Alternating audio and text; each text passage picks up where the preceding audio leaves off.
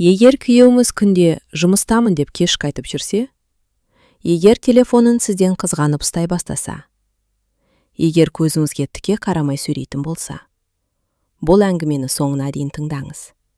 Өйткені мен де кезінде дәл сол белгілерді көрдім, бірақ оған мән бермедім. 27 жыл бірге тұрған күйеуімнің басқа отбасы бар екенін білгенде, менің өмірім бір күнде күлге айналды.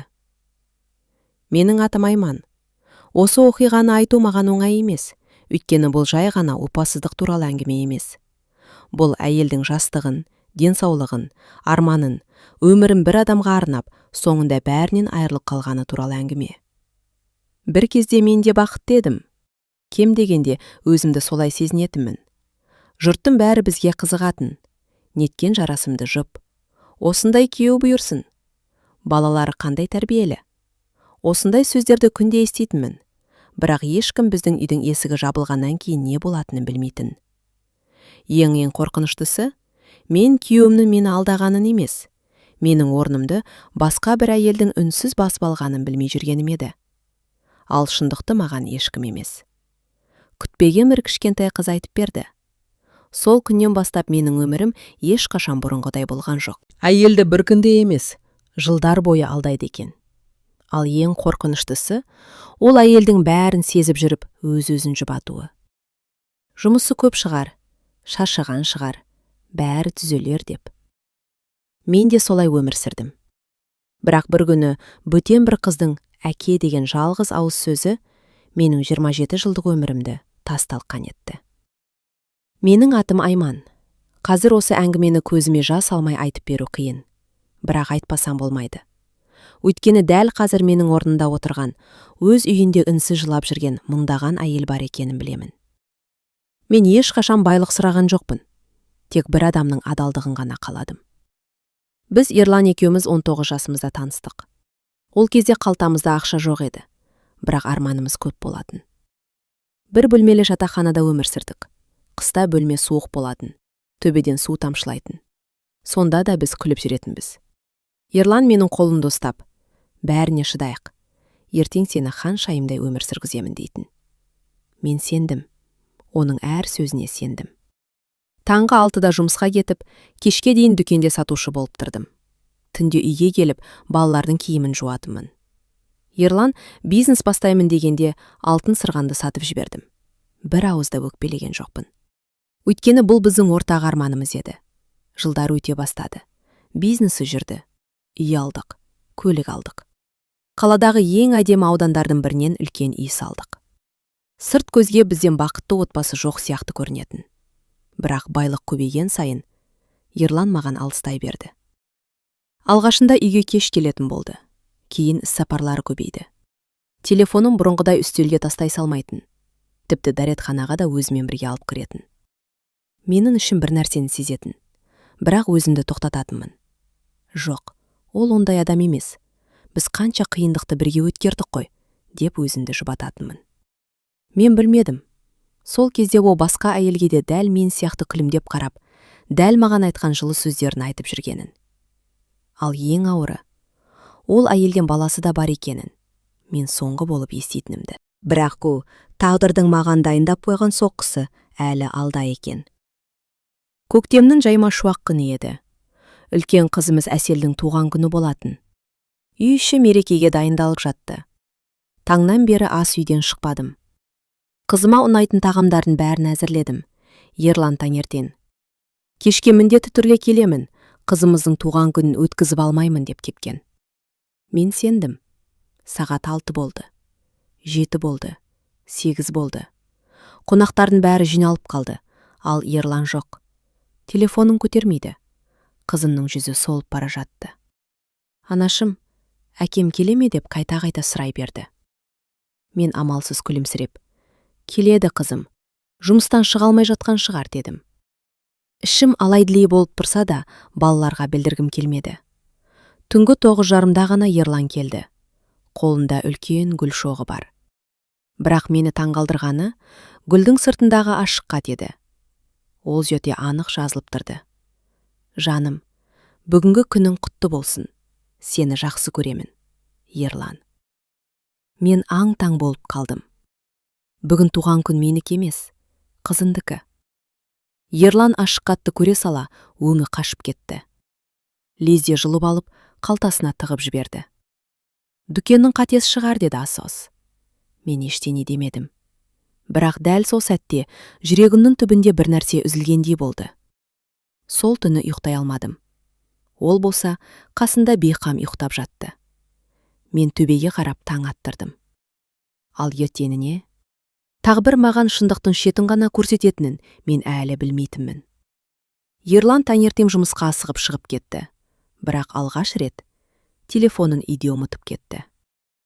Сол сәтте ас үй үстелінде жатқан телефон экраны жарқ ете қалды. Хабарлама келді. Экранда небәрі бірнеше сөз ғана тұрды. Қызымыз түні бойы әкем қашан келеді деп жылады. Бүгін міндетті түрде келші. Менің қолым дірілдеп кетті. Бұл хабарлама менің өмірімді мәңгіге өзгертетінін ол кезде әлі білмейтінмін. Экрандағы жазуға ұзақ қарап қалдым. Бір сәтке көзіме сенбедім. Қызымыз. Осы бір ғана сөз жүрегіме пышақ болып қадалды. Мен өзімді жұбатуға тағы да тырыстым. Мүмкін жұмыстағы әріптесінің баласы шығар. Мүмкін туысының қызы шығар. Мүмкін. Әйел адам шындықты сезсе де, отбасы бұзылмасын деп өтірікке өзі сенгісі келеді екен. Телефон тағы дірілдеді. Бұл жолы сурет келді. Дірілдеген саусақтарыммен аштым. Кішкентай ғана 4-5 жасар қыз. Бет әлпеті, көздері, қасы, тіпті күлгендегі езуі. Тура Ерлан. Қолында шар ұстап тұр. Ал суреттің астында: бүгін Айшаның балабақшадағы мерекесі. Тағы ба келмейсің бе? Көз алдым қарауытып кетті. Дем жетпей қалды. Ас үйдің орындығына отыра кеттім. Жүрегім тарсылдап соғып тұр. Жоқ.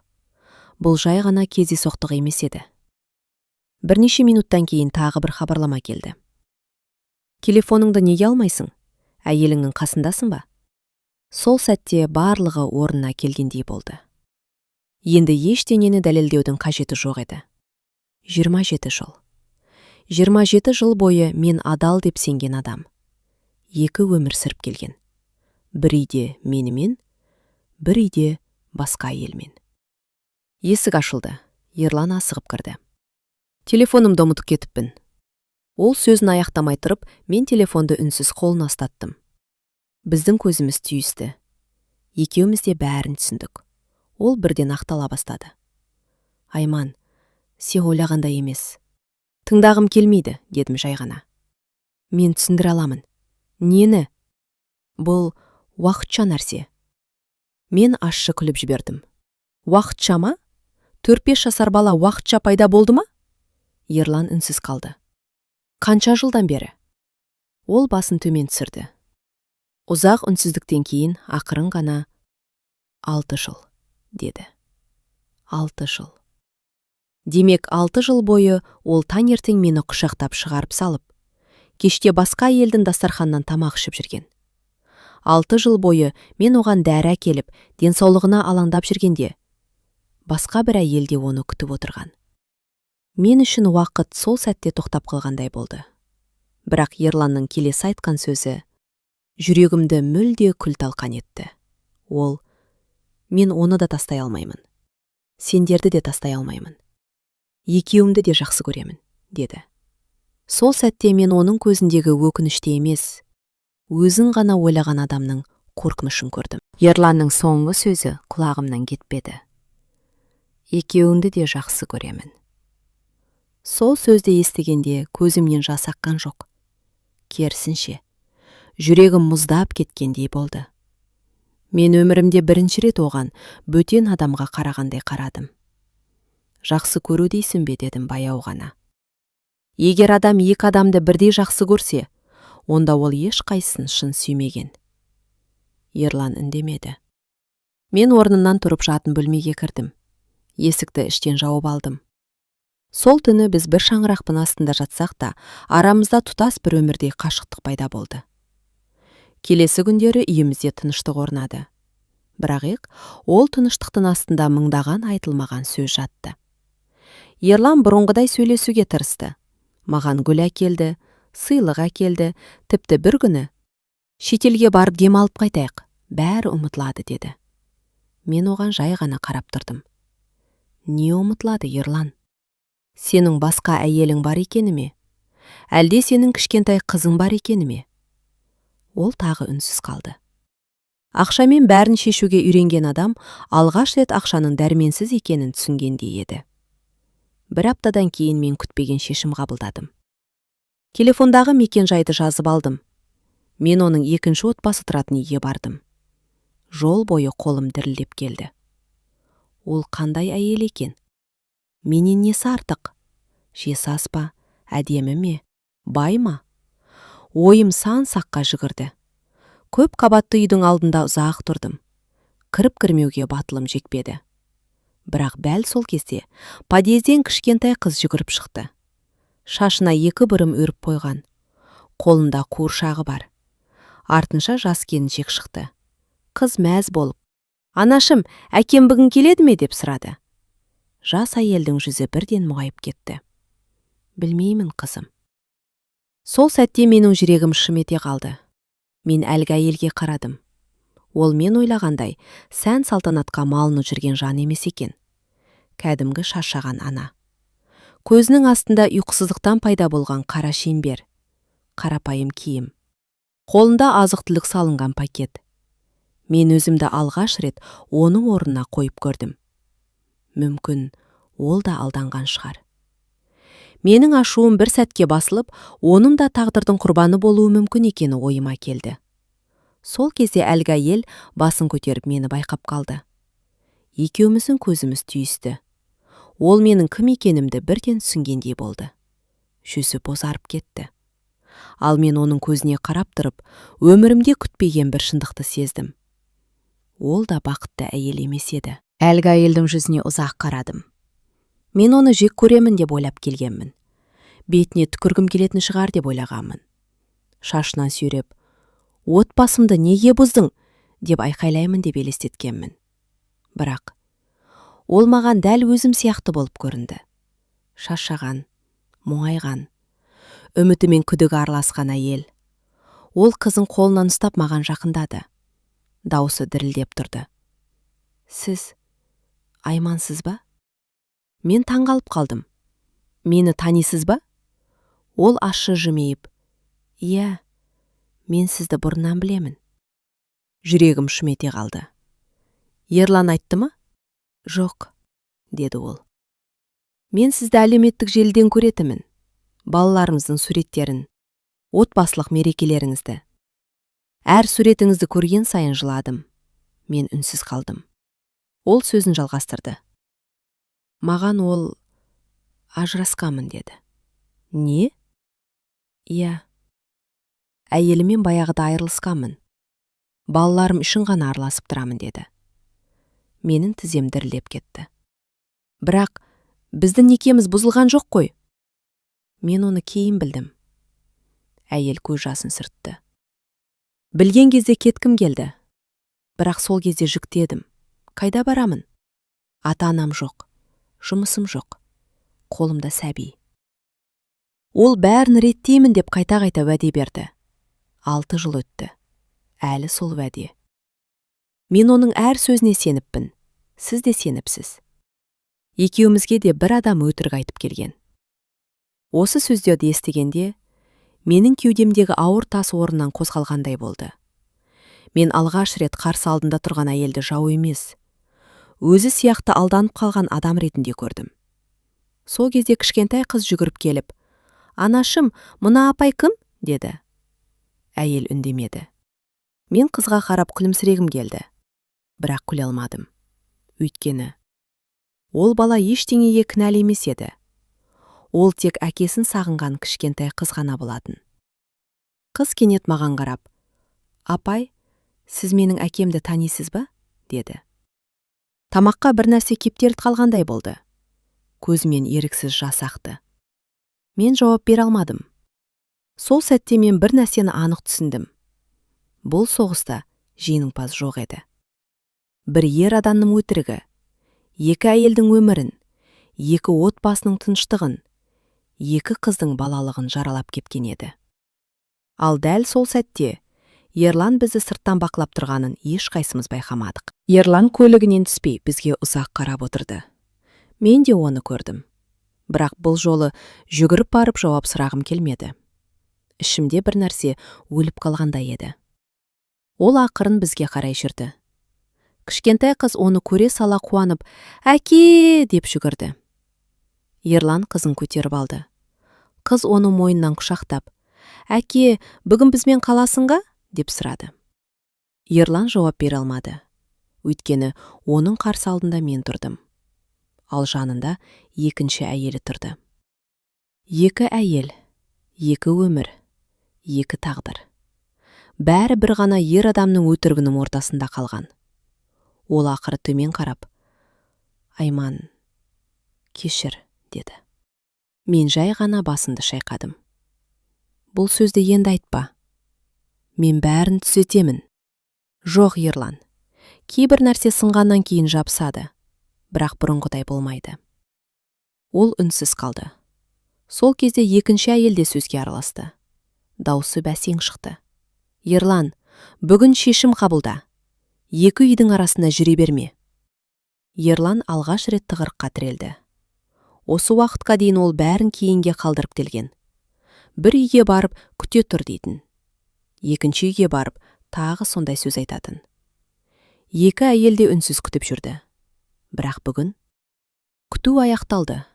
Мен оған тура қарап, «Сен бүгін бізді емес, өзіңнің кім екеніңді таңдауың керек». Ол үнсіз тұрды. 5 минут, 10 минут, ештеңе айта алмады. Сол үнсіздік бәрінен ауыр еді. Мен қолымдағы неке жүзігімді шештім. Бұл жүзікті 27 жыл бойы саусағынан шешпегенмін. Оны Ерланның алақанына қойдым. «Мен сені жек көрмеймін, бірақ енді саған сенбеймін. Ал сенім жоқ жерде отбасы да жоқ». Мен бұрылып кеттім. Артынан Ерланның «Айман, тоқташы!» деген дауыс естілді. Бірақ бұл жолы мен тоқтамадым. Өйткені 27 жыл бойы тоқтап, күтіп, үміттеніп келген мен едім. Енді өзімді таңдағым келді. Көлігіме отырып кеткенде артқы айнадан бір көріністі көрдім. Кішкентай қыз әкесінің қолынан ұстап тұр. Менің қызым Әсел де үйде әкесін күтіп отырған шығар. Сол сәтте жүрегім тағы бір рет ауырды. Екі қыздың да әкесі бір адам еді. Бірақ ол ешқайсына толық әке бола алмады. 2 күн бойы Ерлан үйге келген жоқ. Телефоныма қайта-қайта хабарласты. 100-ден астам қоңырау. 10-даған хабарлама. «Кешірші, сөйлесейікші, балалар үшін». Бірақ мен жауап бермедім. Өйткені мен оның сөзінен шаршаған едім. Енді сөз емес, шындық керек болатын. 3-ші күні кешке үлкен қызым Әсел үйге келді. Мені көріп, «Анашым, сіз неге жүдептеткесіз?» деді. Мен үндемедім. Бірақ ана жүрегі баласынан ештеңені жасыра алмайды екен. Ол жаныма келіп отырды, қолымды ұстады. «Әкеммен ұрсып қалдыңыздар ма?» Мен басымды изедім. «Біраз». Әсел көзіме қарап, «Ол басқа елге кеткені рас па?» деді. Жүрегім зу ете қалды. «Саған кім айтты?» «Анашым, біз бәрін баяғыдан білетінбіз». Дүние төңкеліп кеткендей болды. «Не дедің?» «Мен, інім де бәріміз білдік». «Қалай?» Әсел көзіне жас алды. «Әкемді бірнеше рет көрдік, басқа әйелмен. Бірақ сіздің ауырып қалатыныңыздан қорықтық, айта алмадық». Мен орнынан тұра алмай қалдым. Демім тарылып кетті. Сөйтсем, мен ғана білмеппін. Балаларым бәрін біліп жүрген, жылдар бойы. Жалғыз мен ғана. Өз отбасымды бақытты деп ойлап жүрген екенмін. Әсел мені құшақтап алды. «Анашым, кешіріңіз, біз сізді қорғағымыз келді». Мен сол сәтте еңіреп жылап жібердім. Ерланның апасыздығынан емес. Балаларымның өз қайғысын ішіне жұтып, мені қорғауға мәжбүр болғанына жыладым. Қызым менің шашымнан сипап, «Анашым, сіз енді ешқашан жалғыз емессіз. Біз бармыз. Әкемізді жақсы көреміз, бірақ оның істегенін ақтай алмаймыз. Сол сөзден кейін мен алғаш рет өзімді әлсіз емес, қайта күшті сезіне бастадым. Өйткені менің жанымда мені шын сүйетін адамдар бар еді. Ал дәл сол кеште есіктің қоңырауы соғылды. Есікті ашсам, табалдырықта Ерлан емес. Қолында үлкен сөмкесі бар, сол екінші әйел тұр екен. Есікті ашқан сәтте екеуміз де үнсіз қалдық. Табалдырықта тұрған әйелдің көзі ісіп кеткен. Қолында ескілеу жол сөмкесі. Бір қолынан кішкентай қыз ұстап тұр. Қыз мені көріп, анасының артына тығыла қалды. «Кіруге бола ма?» деді әйел ақырын. Мен бірнеше секунд үнсіз тұрдым, сосын шетке ығыстым. «Кіріңіз». Ол үйге кірді. Бұл осы үйдің табалдырығын бірінші рет аттауы еді. Бір кезде мен бақытты отбасым деп сенген үйге. Енді күйеуімнің екінші әйелі кіріп келе жатты. Тағдырдың мазағы осы шығар. Шай құйып бердім, бірақ ешқайсымыздың шай ішуге зауқымыз жоқ еді. Бөлмені ауыр үнсіздік басып тұрды. Ақыры ол сөмкесінен бір бума қағаз шығарды, алдыма қойды. «Мыналарды оқыңыз». Мен қағаздарды ақырын аша бастадым. Банк несиелері, пәтер жалдау келісімдері, ақша аударымдарының түбіртектері. Бірінен соң бірі бір қағазға көзім тоқтап қалды.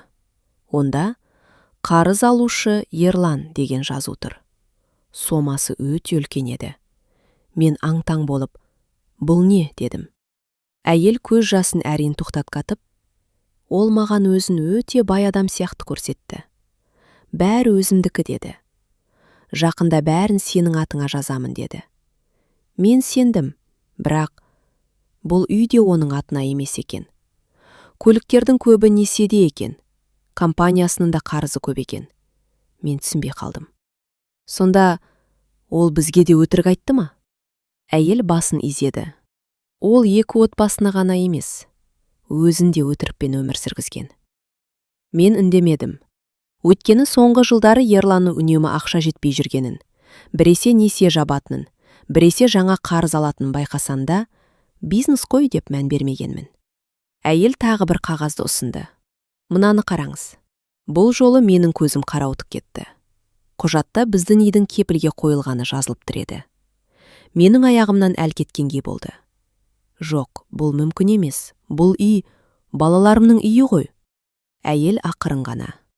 «Мен де кеше ғана білдім. Егер ол қарызын өтей алмаса, екі отбасы да баспанасыз қалуы мүмкін». Сол сәтте мен бір нәрсені анық түсіндім. Біз осы уақытқа дейін күйеуімізді бөлісе алмай жүрген жоқпыз. Біз екеуміз де бір адамның өтірігіне алданып келгенбіз. Ал дәл сол кезде сырттан көлік тоқтаған дыбыс естілді. Терезеден қарасам, Ерлан көліктен жалғыз түскен жоқ. Онымен бірге костюм киген екі ер адам келе жатты. Олардың қолындағы қара папкаларды көргенде, жүрегім бір жамандықты сезді. Костюм киген екі ер адам қақпаға қарай асықпай келе жатты. Ерланның жүзі сұп-сұр. Бұрынғыдай еңсесі тік емес, иығы түсіп кеткен. Мен есікті аштым. Үшеуі де үйге кірді. Ерлан көзіме тіке қарай алмады. Ал әлгі екі адамның бірі өзін таныстырды. «Кешіріңіз, біз сот орындаушылар емеспіз. Біз банк өкілдеріміз. Ерлан мырзамен кепілге қойылған мүлік бойынша сөйлесуге келдік». Үйдің іші тып-тыныш болып кетті. Менің жанымда отырған әйел орнынан тұрып кетті. «Сонда бәрі рас болғаны ма?» Ерлан үнсіз басын изеді. Мен ашумен емес, таңданыспен сұрадым. «Неге?» Ол орындыққа отыра кетті. Бетін екі алақанмен басты. Бірнеше минут ешкім сөйлемеді. Ақыры ол ауыр күрсініп, «Мен бәрін сендер үшін бастадым», деді. Мен ащы жымиып, «Осы сөзді айтпа». «Жоқ, тыңдашы. Алғашқы бизнесім жүріп кеткенде бәрі мені мықты адам деп ойлады. Туыстар ақша сұрады, достар инвестиция сұрады. Мен ешкімге жоқ дей алмадым. Сосын үлкенірек бизнеске кірістім. Бір қарызды жабу үшін екінші қарыз алдым. Бір несиені жабу үшін үшінші несие алдым. Ал сырт көзге бәрі жақсы болып көрінуі керек болды. Себебі мен құласам, бәрі күледі деп қорықтым. Мен үнсіз тыңдап отырдым. Ол сөзін жалғастырды. Сол кезде Данамен таныстым. Ол менің проблемаларымды білмеді. Мен оған өзімді басқа адам етіп көрсеттім. Бір өтірік, екінші өтірікті туғызды. Сөйтіп, тоқтай алмадым. Дана да көз жасын тия алмай отырды. Сонда, сен бізді де сүймегенсің бе? Ерлан басын шайқады. Сүйдім, бірақ махаббат пен жауапкершілікті шатастырып алдым. Мен өзімнің қалауларымды ғана ойладым. Сендердің жан дүниелерінде емес. Осы сөзді естігенде, мен алғаш рет оның шын өкініп отырғанын көрдім. Бірақ, өкініш кейде кеш келеді. Өте кеш. Дәл сол сәтте банк қызметкері сөзге араласты. Ерлан мырза, біз сізге соңғы мүмкіндік бердік. Егер бір айдың ішінде қарыз өтелмесе, кепілдегі мүліктер бойынша рәсім басталады. Бір ай. Осы екі сөз бүкіл үйдің ішін жаңғыртып кеткендей болды. Бір айдың ішінде бәрі шешіледі. Не үйден айырыламыз, не жаңа өмір бастаймыз. Ал Ерлан үнсіз отырып, өмірінде бірінші рет ақша емес, өзінің отбасы мен абыройынан айырылғанын анық сезінді. Банк қызметкерлері кетіп қалған соң, үйдің іші меңіреу тыныштыққа батып кетті. Ешкім сөйлеген жоқ. Сағаттың тықылы ғана естіледі. Ерлан басын төмен салып отыр. Мен оған қарап отырып бір нәрсені түсіндім. Менің қарсы алдымда бұрынғы айбарлы, өзіне сенімді Ерлан жоқ еді. Қарсы алдымда өтірігінің астында қалып қойған адам отырды. Бірақ оған жаным ашыды екен деп, бәрін кешіре салғым келмеді. Бір кезде Ерлан орнынан тұрды. Қалтасынан көлік кілтін, үйдің кілтін әмиянын шығарып, үстелдің үстіне қойды. Сосын баяу ғана: Айман, мен саған бір шындықты әлі айтқан жоқпын, деді. Мен үнсіз тыңдап отырдым. Компаниям банкрот болды, 3 ай бұрын. Мен демімді ішіме тартып қалдым. Не? 3 ай болды, компания жоқ. Мен бәрінен жасырып келдім. Балалардан да, сенен де, Данадан да. Өйткені мойындауға намысым жібермеді. Мен үнсіз көзімді жұмдым. Енді бәрі түсінікті болды. Соңғы айлардағы ашушаңдығы, түн ұйқысының бұзылуы, телефоннан көз алмауы, бәрі. Бірақ ең ауыры, ол бізге сенбеген. Бар ауыртпалығын жалғыз көтеремін деп, ақыры бәрімізді бірге құлапқан. Дана да орнынан тұрды, қызын құшақтап, мен кетемін деді. Мен оған қарадым. Айда барасың? Білмеймін. Пәтердің ақшасын төлей алмаймыз. Анамның үйі кішкентай. Бірақ басқа амал жоқ. Кішкентай қыз анасына қарап: Анашым, біз енді әкемен тұрмаймыз ба? Осы сұрақтан кейін бөлмеде отырған ешкім көз жасын ұстай алмады. Ерлан бұрылып кетті. Өйткені қызының көзіне қарай алмады. Сол түні мен ұйықтай алмадым. Терезенің алдында таң атқанша отырдым. 27 жыл көз алдымнан кино сияқты өтті. Студенттік шақ, тар пәтер, алғашқы сәби, алғашқы көлік, үлкен үй. Сосын өтірік, опасыздық, қарыз, қираған тағдыр. Мен өзіме бір ғана сұрақ қойдым. Мен енді қалай өмір сүремін? Жауапты күтпеген жерден өзінің телефонын берді. Таңғы 7-де белгісіз нөмірден хабарлама келді. Сәлеметсіз бе, Айман ханым? Мен сіздің күйеуіңіздің бұрынғы есепшісімін. Егер отбасыңызды шынымен құтқарғыңыз келсе, біз кездесуіміз керек. Ерланның өзі білмейтін бір құжат менің қолымда. Менің жүрегім дүрсілдеп кетті. Ерланның өзі білмейтін құжат? Сол сәтте мен бұл оқиғаның әлі аяқталмағанын түсіндім. Айтылған сөздер түні бойы ойымнан шықпады. Ерланның өзі білмейтін бір құжат. Бұл не құжат болуы мүмкін? Біреу бізді алдап жүр ме? Әлде тағы бір өтірік пе? Таңғы 9-да хабарламадағы мекенжайға бардым. Қаланың шетіндегі шағын кофехана. Терезе жанында 50 жас шамасындағы әйел отыр екен. Үстелдің үстінде сарғайған папка. Мені көргенде орнынан тұрды. Айман ханым? Иә. Менің атым Гүлмира. Мен Ерланның компаниясында 12 жыл бас есепші болдым. Мен үнсіз отырып қалдым. Ол папканы маған қарай сырғытты. Мұны мен көпке дейін ешкімге көрсетпедім. Бірақ енді үндемесем, өмір бойы өзімді кешірмеймін. Папканы аштым. Ішінде келісім шарттар, банк құжаттары, қолхаттар. Бір құжатқа көзім түскенде, жүрегім тоқтап қалғандай болды. Онда құрылтайшы Нұрлан Сейітов деп жазылып тұр. Бұл кім? Деп сұрадым. Гүлмира ауыр күрсінді. Ерлан емес, оның ең жақын досы. Сонда ше, компанияның құлдырауына ең үлкен себеп сол адам. Мен аң-таң болып қалдым. Ерлан барлық құжатқа көз жұмып қол қоя берген.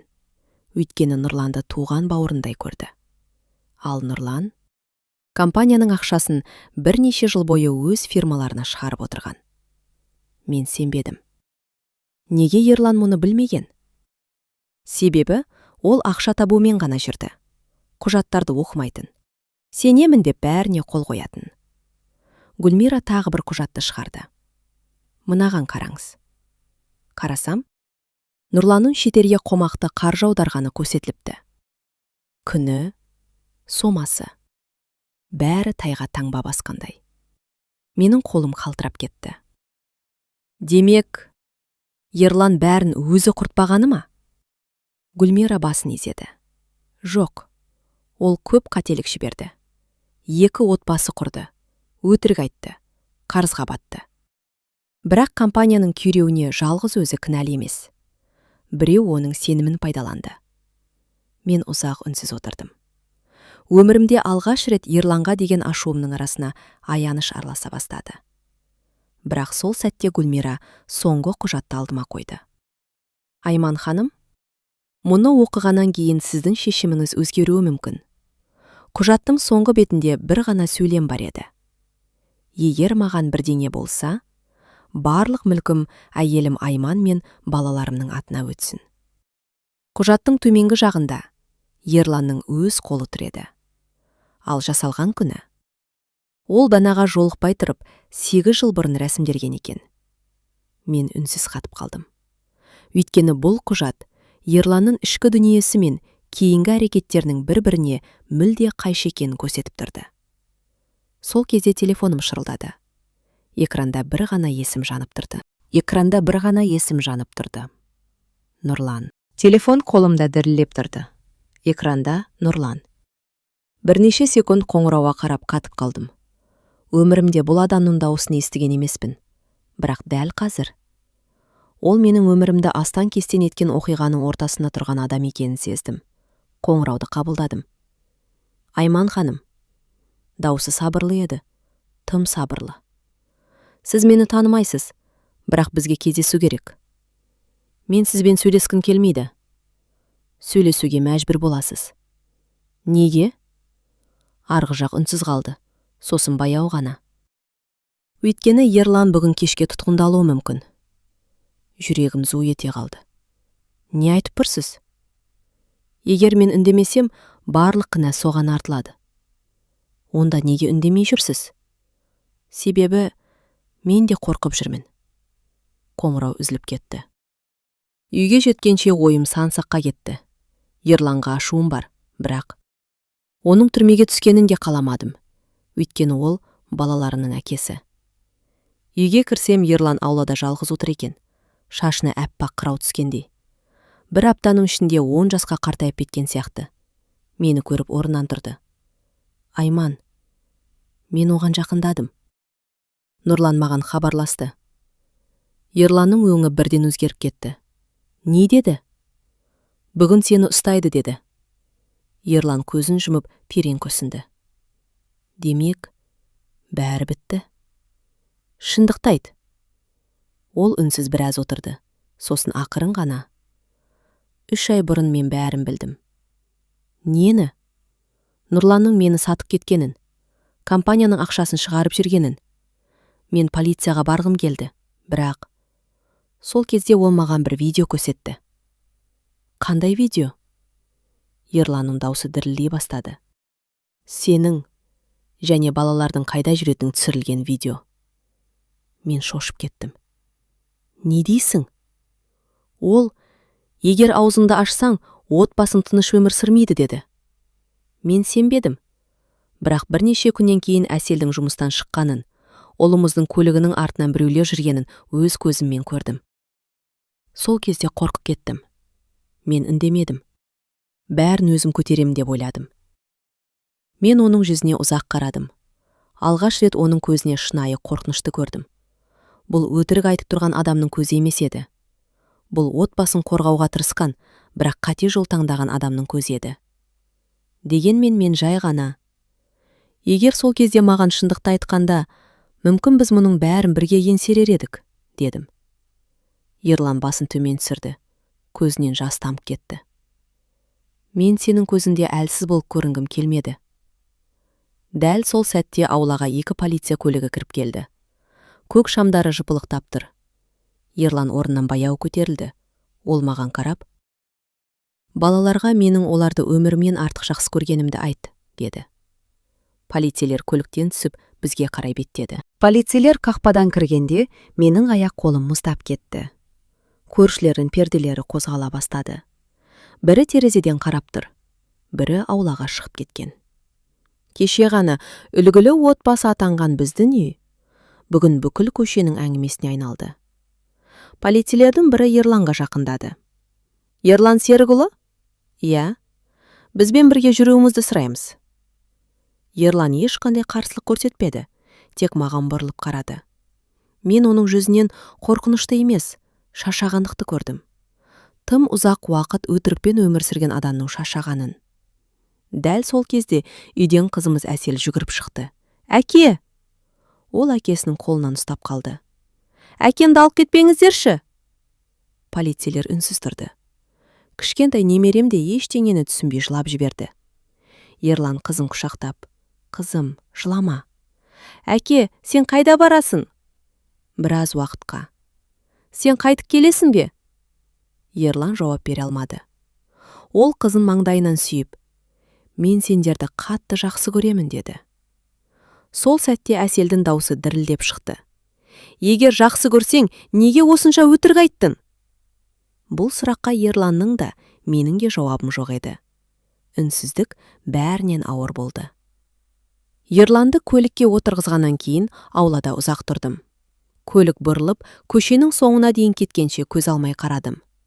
27 жыл. Осылай аяқталды ма? Жоқ. Бұл біздің отбасымыздың соңғы сынағының басы ғана екен. Сол күні кешке адвокат телефон соқты. Айман ханым, жақсы жаңалығым бар. Қандай?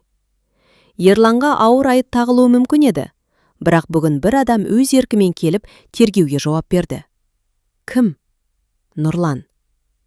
Мен орнынан атып тұрдым. Ол не деді? Адвокаттың жауабы күтпеген болды.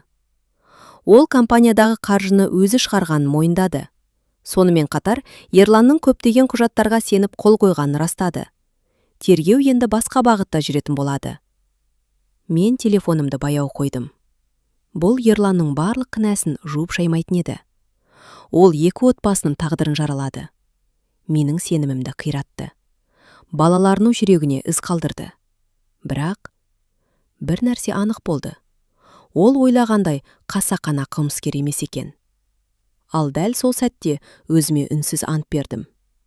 Мен Ерлан үшін емес, балаларының болашағы үшін соңына дейін шындықты анықтаймын. Осы сәттен бастап бұл оқиға апасыздық туралы емес, әділдік үшін күрес туралы оқиғаға айналды. Келесі күні таңертең үйдің іші тым-тырыс болды. Ерлансыз өткен алғашқы таң. Осы үйде 27 жыл бірге тұрған адамның жоқтығы әр бұрыштан сезіліп тұрды. Оның сүйікті орындығы бос. Шай ішетін кесесі орнында. Кеше ғана осы үйдің иесі болған адам бүгін тергеу абақтысында отыр. Мен үнсіз шай құйып отырғанда телефоным тағы шырылдады. Белгісіз нөмір. Тыңдап тұрмын. Арғы жақтан әлсіз әйел дауысы естілді. Айман? Мен Дана едім.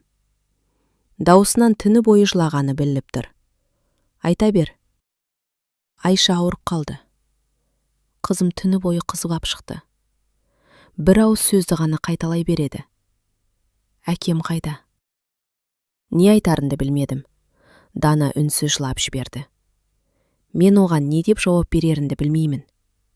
Ол әкесінің қылмысқа қатысы барын қайдан түсінсін? Мен де көзімді жұмдым. Бір кезде менің балаларым да әкесін осылай күткен еді. Енді басқа үйдегі кішкентай қыз күтіп отыр. Балалардың еш қайсысы бұған кінәлі емес. Кешке қарай мен күтпеген шешім қабылдадым. Данаға хабарластым. Айшаны ауруханаға апардың ба? Иә. Мен қазір барамын. Ол үнсіз қалды. Сен келесің бе? Иә. Баланың ауруына үлкендердің реніші араласпау керек. Ауруханаға кіргенде Айша мені бірден таныды. Қолында ойыншық қонжығы бар екен. Мені көріп күлімсіреп: «Апай, әкем келмей ме?» Жүрегім шымырлап кетті. Мен оның жанына отырып: «Әкең қазір келе алмайды, қызым». Ол мені жақсы көреді ме? Көзіме жас келді. Иә, әкең сені жақсы көреді. Айша басын изеді. Онда мен күтемін. Баланың осы бір қарапайым сөзі менің жанымды тіліп өтті. Үлкендер өтірік айтады, бір-бірін алдайды, отбасын бұзады. Ал балалар кек күте береді. Дәл сол кезде дәрігер палатадан шығып, Дананы шақырып алды. Мен дәлізде Айшамен жалғыз қалдым. Ол кенет маған қарап: «Апай, сіз жыладыңыз ба?» Мен күлімсіреуге тырыстым. Аздап. Қыз кішкентай алақанмен менің қолымды сипады. Әкем айтады: «Жылаған адамның қолын ұстау керек» дейді. Мен өзімді ұстай алмадым. Көз жасым парлап кетті. Өйткені бұл сөзді Ерлан кезінде біздің балаларымызға да айтатын. Сол сәтте түсіндім. Қанша қателессе де, ол екі қызына да бірдей әке болуға тырысқан. Бірақ екі отбасының ортасында жүріп, екеуіне де толық бақыт сыйлай алмапты. Дәл сол кезде дәліздің арғы жағынан Дана жүгіріп шықты. Жүзі аппақ болып кеткен. Ол маған қарап дірілдеген дауыспен: «Айман, тергеуші жаңа ғана хабарласты. Ерлан ауруханаға түсті», деді. Менің қолымдағы телефон жерге түсіп кетті. Ерланның хатын оқып болған соң, үйдің ішін ауыр үнсіздік басты. Ешкім сөйлемеді. Тек қабырғадағы сағаттың тықылы ғана естіліп тұрды. Бір кезде ұлым орнынан атып тұрды. Жоқ. Ол хатты үстелдің үстіне лақтырып жіберді. Мен мұны қабылдай алмаймын. Әсел орнынан тұрып, інісін құшақтағысы келді. Бірақ ол қолын серпіп жіберді. Әкем бізді ғана емес, өзінде алдаған. Енді бір хат жазып бәрі кешіріле ме? Мен үндемедім. Өйткені оның ашуында шындық бар еді. Сол кезде есіктің қоңырауы соғылды. Есікті ашсам, табалдырықта адвокат тұр екен. Қолында қалың папка. «Айман ханым, кешіріңіз, маңызды жаңалық бар». Ол қонақ бөлмеге кіріп, құжаттарды үстелге жайды. «Бүгін Ерлан мырза бір шешім қабылдады». Мен үнсіз қарап отырдым. Ол барлық мүлкін сатуға келісім берді. Не үшін? Банк алдындағы қарызды өтеу үшін. Мен таңырқап қалдым. Сонда біз бұл үйден кетеміз бе? Адвокат басын изеді. Иә, егер басқа амал табылмаса. Әселдің өңі қашып кетті. Бұл үйді әкем өз қолымен салған еді. Адвокат ауыр күрсінді. Ол тағы бір өтініш айтты. Қандай? Ең алдымен Дананың және Айшаның баспанасын сақтап қалыңдар. Олар жалдамалы пәтерде қалмасын. Айман өз балаларын аяққа тұрғыза алады. Бірақ кішкентай қыз далада қалмасын деді. Бөлмеде бәрі үнсіз қалды. Мен көзімді жұмдым. Өмірімде алғаш рет Ерланның өзінен бұрын бір баланың тағдырын ойлағанын көрдім. Бірақ сол сәтте ұлым ашумен орнынан тұрды.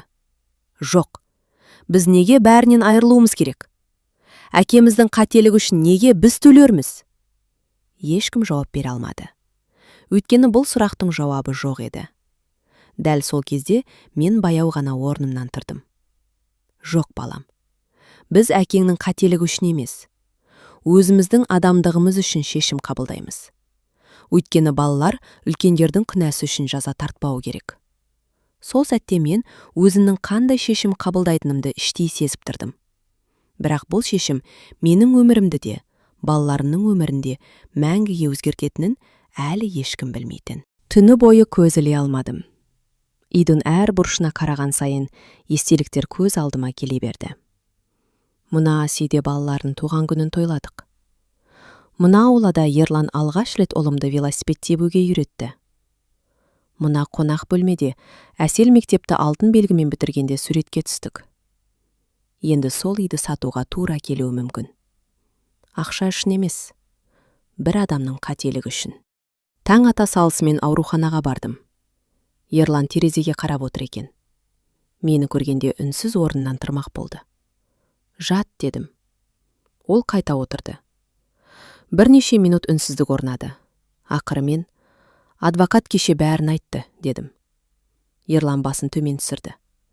Үйді сатуға қарсы емессің бе? Бұл үй қабырғадан ғана тұрмайды, Ерлан. Бұл үйде балаларымыздың балалығы қалды. Бірақ, егер оны сақтап қалу үшін бір баланы далада қалдыру керек болса, онда үйдің маған керегі жоқ. Ерлан алғаш рет көзіне жас алды. Сен өмір бойы менен биік адам болыпсың. Ал мен соны кеш түсіндім. Мен үнсіз қалдым. Бұл мақтау емес еді. Бұл кеш келген өкініш. Сол сәтте палата есігі жайлап ашылды. Ішке Дана кірді. Қолынан Айша ұстап алған. Ерлан қызын көргенде төсектен тұруға ұмтылды. Айша әкесіне жүгіріп барып мойнына асылды. Әке, сен қайда жоғалып кеттің? Мен сені күнде күттім. Палатада тұрғандардың бәрі көз жасын тыя алмады. Ерлан қызын құшақтап, кешір мені, қызым. Мен жаман әке болдым. Айша басын шайқады. Жоқ, сен жақсы әкесің. Тек үйге кеш келесің. Осы бір баланың сөзі палатадағы бәріміздің жүрегімізді тілгілеп өтті. Өйткені балалар әке шешесінің қателігін емес, мейірімін ғана есінде сақтайды. Дана үнсіз маған қарады. Көзінде ұят пен алғыс қатар тұрды. Айман, мен сенен кешірім сұрауға лайық емеспін. Бірақ бір нәрсені айтқым келеді. Мен сенің отбасыңды тартып алғым келген жоқ. Мен де алданып қалдым. Егер бәрін басынан білсем, ешқашан бұл жолға түспес едім. Мен оның сөзін бөлмедім. Өйткені бұл жолы оның өтірік айтып тұрмағанын сездім. Мен жай ғана екеуміз де жоғалттық. Екеуміз де алдандық. Бірақ енді ең болмағанда балаларды аман алып қалайық, дедім. Дана үнсіз басын изеді. Дәл сол кезде Ерлан әлсіз дауыспен: Айман, менен бір ғана өтініш. Егер мен болмасам, балалар бір-бірінен ажырап кетпесін. Әсел де, ұлың да, Айша да бір-бірін бауырындай көрсін. Бұл менің соңғы тілегім. Ол осы сөзді айтқанда, жүрек мониторынан шыққан дыбыс кенет өзгеріп кетті. Дәрігерлер палатаға жүгіріп кірді. Бәріңіз сыртқа шығыңыздар. Есіктің алдына шыққанымызда уақыт тоқтап қалғандай болды. 1 минут, 2 минут, 5 минут. Әр секунд бір ғасырға тең еді. Ал палата есігі баяу ашылғанда, дәрігердің жүзінен еш қайсымыз жақсы жаңалық күте алмадық. Палатаның есігі баяу ашылды. Бәріміз демімізді ішімізге тартып тұрмыз. Дәрігер маскасын шешіп, бізге қарады. Қауіпті кезең өтті, бірақ жүрегіне ауыр зақым келген. Алдағы бірнеше айда оған қатты күйзеліске түсуге болмайды. Біз бір-бірімізге үнсіз қарадық. Дана көз жасын сүртті. Әсел 2 қолмен бетін басты. Ал мен тек терең дем алдым. Бұл қуаныш емес еді. Бұл тағдырдың бізге берген соңғы мүмкіндігі сияқты сезілді. 1 ай өтті. Үй сатылды. Қымбат көліктер де сатылды. Ерлан бұрынғыдай кәсіпкер емес еді. Бір кезде жүздеген адам жұмыс істеген кеңседен де айырылды. Енді ол шағын жалдамалы пәтерде жалғыз тұратын. Біз балалармен басқа ауданнан шағын үй жалдап көштік. Өміріміз түбегейлі өзгерді. Бірақ таңғаларлығы, сол кішкентай үйде біз көптен бері болмаған тыныштық пайда болды. Ешқандай өтірік жоқ. Ешқандай жасырын телефон жоқ.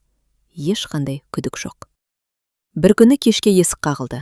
Ашсам, Ерлан тұр екен. Қолында ешқандай гүл жоқ, ешқандай қымбат сыйлық жоқ. Тек бір пакет алма ұстап тұр. Бұрын ол үйге мұндаған теңгенің сыйлығына келетін. Бүгін қарапайым бір пакет алма әкеліпті. Ол төмен қарап, «Кіруге бола ма?» деді. Мен балаларға қарадым. Әсел үнсіз басын изеді. Ұлым да қарсы болған жоқ. Ерлан үйге кірді. Бұл үйде бұрынғыдай өзін еркін ұстамады.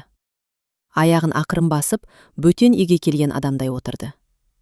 Бір кезде Айша жүгіріп келіп, «Әке, мынау менің суретім», деп қағазын көрсетті. Артынша Әсел де өзінің кішкентай кезіндегі альбомын әкелді. Екі қыз қатар отырып, суреттерін көрсете бастады. Мен сырттай бақылап отырдым. Сол сәтте Ерлан үнсіз жылап отыр екен. Мен алғаш рет оның байлығын жоғалтқанына емес, өткізіп алған жылдарына жылап отырғанын көрдім. Ол кенет орнынан тұрып балаларға қарады.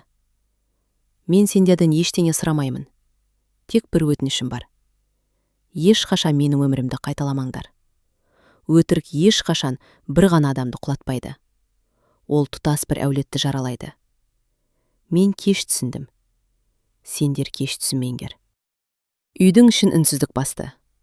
Сол үнсіздікте әркім өз өмірін ойлап отырғандай еді. Дәл сол кезде есік тағы қағылды. Пошта қызметкері қолына ресми хат ұстатып кетті. Конверттің сыртында соттың мөрі тұр. Мен оны аштым. Алғашқы жолын оқыған сәтте жүрегім дүрс ете қалды. Нұрлан Сейітовке қатысты сот үкімі шықты. 3 жыл өтті. Уақыт көп нәрсені өзгертеді екен.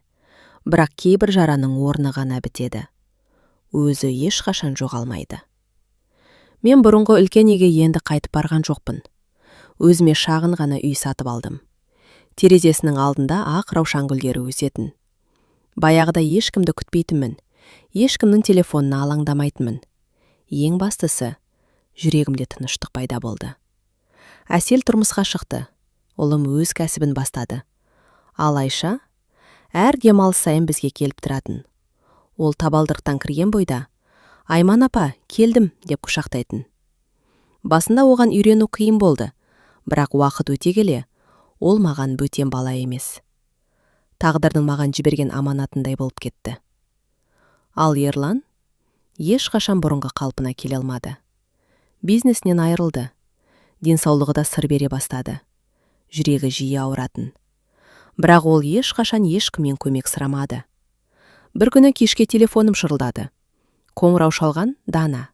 Даусы қалтырап тұр. «Айман, Ерлан ауруханада жатыр. Дәрігерлер көп уақыты қалмағанын айтты». Мен ұзақ үнсіз отырдым. Баруым керек пе, бармауым керек пе? Жүрегімнің бір бұрышы, ол сені жылатты деді. Екінші бұрышы, ол балаларының әкесі деді. Сол түні ауруханаға бардым. Палата есігін ақырын аштым. Ерлан қатты жүдеп кетіпті. Бір кезде маңғаз жүретін адамның орнында әлсіз қария жатқандай көрінді. Ол мені көріп күлімсіреді. Келетініңді білдім. Мен үнсіз орындыққа отырдым. Ұзақ уақыт ешқайсымыз сөйлемедік. Ақыры Ерлан әлсіз дауыспен, «Айман, мен өмір бойы табысқа жеттім деп ойладым. Ал шын мәнінде ең қымбат дүниемен айырылыппын». Мен үндемедім. Ол сөзін жалғастырды. «Егер өмірді қайта бастауға мүмкіндік берсе, мен бай болмас едім. Бірақ адал күйеу, жақсы әке, сол ғана болар едім». Көзінен жас ақты. «Сен мені кешірдің бе?» Мен оның қолын жайлап ұстадым. «Ерлан, мен сені әлдеқашан кешірдім. Бірақ өткен өмірге қайтып бармаймын». Ол басын изеді. Дәл осы жауапты күткенмін. Ертеңіне таңғы сағат 5-те Ерлан өмірден өтті. Жаназасына адам көп жиналды. Бұрынғы әріптестері, көршілері, туыстары, балалары. Жаназа аяқталған соң жұрт тарай бастады. Сол кезде Айша жүгіріп келіп, Әселдің қолынан ұстады. Көз жасын сүртіп, «Әпке, әкем енді бізді көріп тұр ма?» Әсел кішкентай қарындасын құшақтап, «Иә, көріп тұр. Сондықтан біз енді ешқашан бір-бірімізді жоғалтпаймыз. Мен сол көрініске қарап тұрып, көз жасымды тыя алмадым. Ерлан бізге көп қателік жасады. Бірақ өмірінің соңында орындаған бір ғана арманы болды. Балалары бір-біріне бөтен болып кетпеді. Мен көк аспанға қарап іштей сыбырладым. Жатқан жерің жайлы болсын. Мен сені күйеуім ретінде емес, балаларымның әкесі ретінде есімде сақтаймын. Өмір маған бір шындықты үйретті. Опасыздық бір жүректі ғана сындырмайды. Ол бірнеше тағдырды өзгертеді. Ал кешірім өткенді ұмыту емес. Кешірім өз жүрегіңді ауыр жүктен босату. Осы оқиғаны тыңдап отырған әрбір әйелге бір ғана тілегім бар. Ешқашан өз қадіріңді жоғалтпа. Өйткені адалдық сұрау артық талап емес. Ол әрбір әйелдің ең қарапайым әрі ең заңды бақыты.